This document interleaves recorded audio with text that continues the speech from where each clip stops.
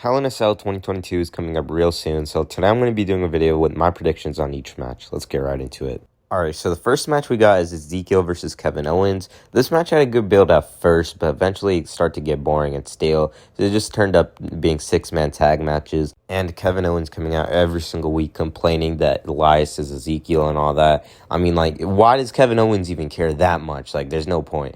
But honestly, my prediction is going to be Ezekiel because he's the new character and he needs to win more. Next up, we finally got the United States Championship on pay-per-view, Theory versus Mustafa Ali. But yeah, this one's pretty easy to predict. Theory is the youngest United States champion of all time. He's the next John Cena in the WWE. So yeah, I predict Theory is definitely going to retain. And this was a pretty entertaining storyline. You know, Mustafa Ali's like the underdog.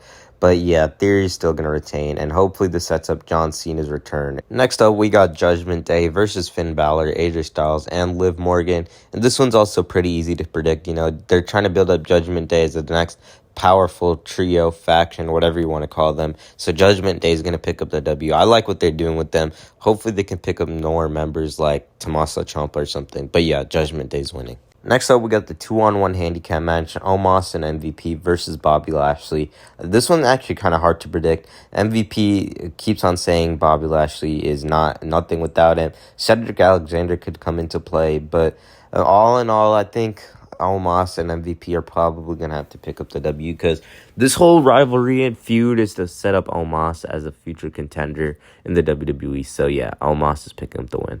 Next up, we got the Raw Women's Championship, Becky Lynch, Bianca Belair, and Asuka. This match barely had a build-up. It was literally just one-on-one matches over and over again.